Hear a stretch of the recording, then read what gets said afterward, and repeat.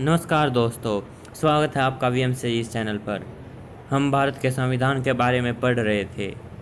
उसी कड़ी में आज हम ये दूसरा पार्ट है भारत का संविधान के बारे में। पिछले पार्ट में हमने कुछ इम्पोर्टेंट फैक्ट्स पढ़े थे भारत के संविधान के बारे में। तो आज हम आर्टिकल्स के बारे में पढ़ेंगे। अनुच्छेद। An article is a number which provide specific details about the constitution. Articles, अनुच्छेद से हमें ये पता, एक ऐसा नंबर है जिससे हमें अपने संविधान के बारे में जानकारी मिलती है। 1950 में आर्टिकल्स की संख्या थी 395, जो आज बढ़कर 465 से भी ज़्यादा हो गई है, 465 प्लस। तो दोस्तों स्टार्ट करते हैं आर्टिकल्स के बारे में पढ़ना। ये किस सब्जेक्ट पर बेस्ड हैं। तो आर्टिकल 1 to 4 हमें बताता है the union and it's territories. हाँ, किसी राज्य का, किसी केंद्र शासित प्रदेश का क्या नाम रखना है, इसके बारे में आर्टिकल 1 to 4 से पता चलता है। आर्टिकल 5 to 11 सिटीजनशिप के बारे में बताता है कि आपको भारत का नागरिक बनने के लिए क्या क्या चाहिए, आप कैसे बन सकते हैं। आर्टिकल 12 to 35 फंडामेंटल राइट्स के बारे में बताता है, हमारे मौलिक अधिकार,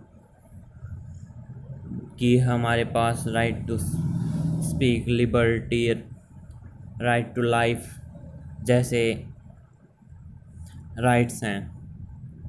आर्टिकल 36 to 51 डीपीएसपी के बारे में बताता है, directive principle of state policy.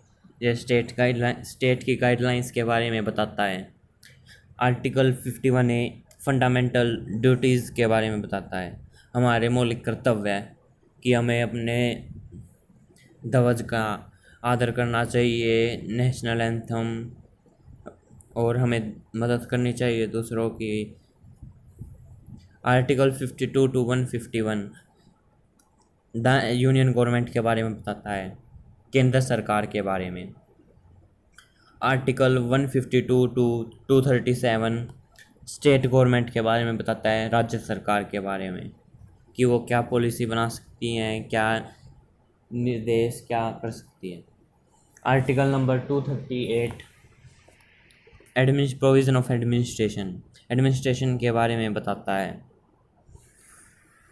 Article 239 to 241 union territories के बारे में बताता है, केंद्र शासित प्रदेश। Article 243A to O part panchayat के बारे में बताता है। Article number 243 P to ZG municipalities के बारे में बताता है, कि नगर निगम वगैरह के बारे में। Article 244 to 248 schedule and tribal areas के बारे में बताता है। Article number 245 to 263 relation between centre and state, केंद्र और राज्य सरकार के रिश्तों के बारे में।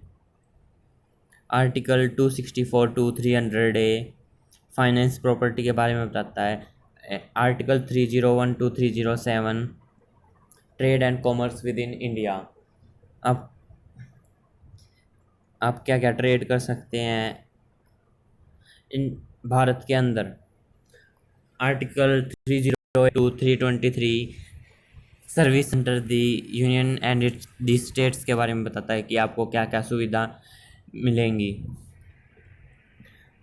Article 323A to 323B administrative tribunals के बारे में बताता है। आर्टिकल 324 to 329 इलेक्शंस कैसे करवाने हैं, चीफ इलेक्शन कमिश्नर के बारे में बताता है। 330 to 342 स्पेशल प्रोविजंस के बारे में, स्पेशल प्रोविजंस होते हैं इसमें। आर्टिकल 343 to 351 ऑफिशियल लैंग्वेजेस, किसी स्टेट के official language, national official language के बारे में बताता है। आर्टिकल 352 टू 360 इमरजेंसी प्रोविजंस के बारे में बताता है, आपातकाल के बारे में। आर्टिकल 361 टू 367 मिसलेनियस प्रोविजंस के बारे में बताता है। आर्टिकल नंबर 368 कॉन्स्टिट्यूशनल अमेंडमेंट कि क्या क्या अब तक हमारे कॉन्स्टिट्यूशन में चेंज किए जा चुके हैं और करेंगे।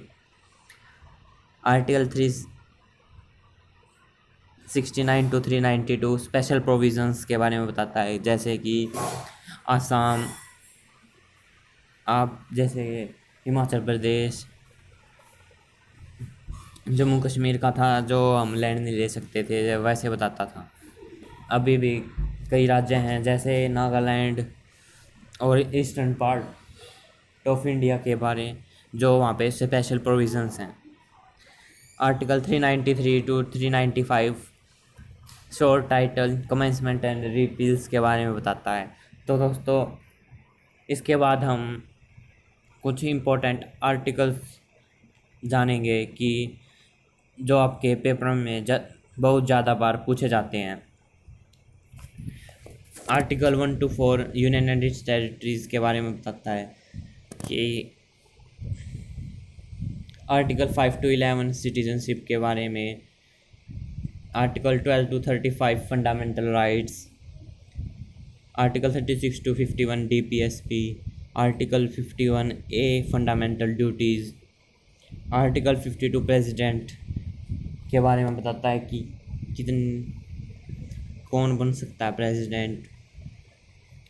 आर्टिकल 63 वाइस प्रेसिडेंट के बारे में बताता है।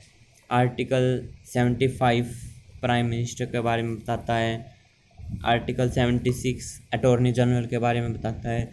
आर्टिकल 110 मनी बिल के बारे में। Article 112 budget. Article 148 CAG control order governor के बारे में बताता है।